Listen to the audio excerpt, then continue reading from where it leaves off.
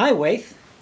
To what extent can my angelic protector interfere with my path as I am asking for help?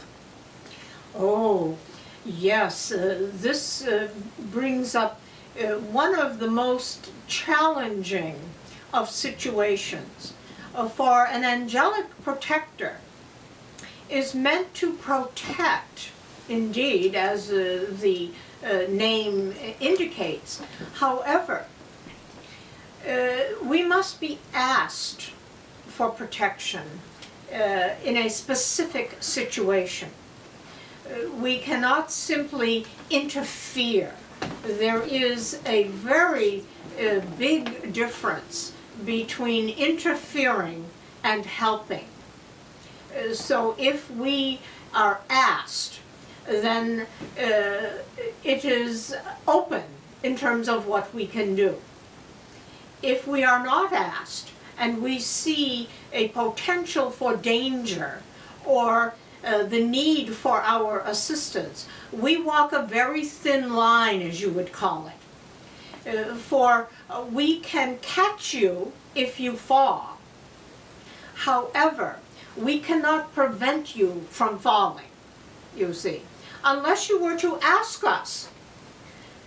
You could say, "Waith, please help me so that I don't fall in this new lesson that I am learning." And then an angelic protector could indeed be given the permission to catch, to prevent you from doing anything harmful to self. And remember that anything harmful to self that you would do, self-inflicted as you would, is only a temporary, short-lived situation. For when you inflict that upon self and you fall, we are there to catch you so that you do not crash, as you might call it. And so always ask. You must ask on a regular basis. This also applies to helping others within your concrete world. Others who you see would need help. You cannot simply impose upon them. You must ask them if they would like some help. So what applies to the concrete applies to the abstract and the spirit realm. Be very careful of the imposition.